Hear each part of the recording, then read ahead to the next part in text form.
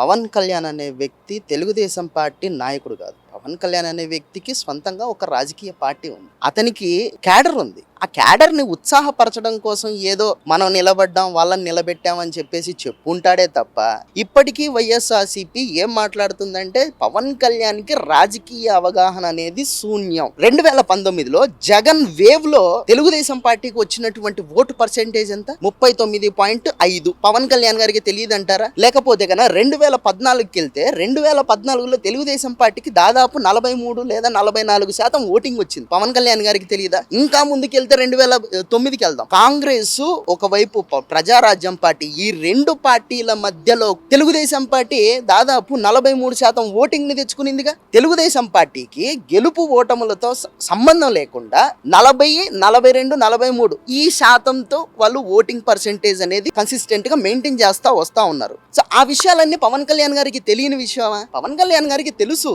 2019లో ఆయన 135 సీట్లు పోటీ చేస్తే దాదాపు ఆయనకి డిపాజిట్లు దక్కలేదు. అతని శక్తి సామర్థ్యాలు అతనికి క్లారిటీగా తెలుసు. జగన్మోహన్ రెడ్డి లాంటి ఒక నియంత పరిపాలనలో పట్టభద్రుల ఎమ్మెల్సీలు జరిగితే ఎలక్షన్లు 3 సీట్లు 3కి 3 వాళ్ళే గెలిచారు తెలుగుదేశం పార్టీ వాళ్ళు. సో ఎక్కడ తెలుగుదేశం పార్టీ పడిపోయింది? ఎప్పుడు పడిపోయింది? ఎవరొచ్చి ఆ పార్టీని నిలబెట్టారు?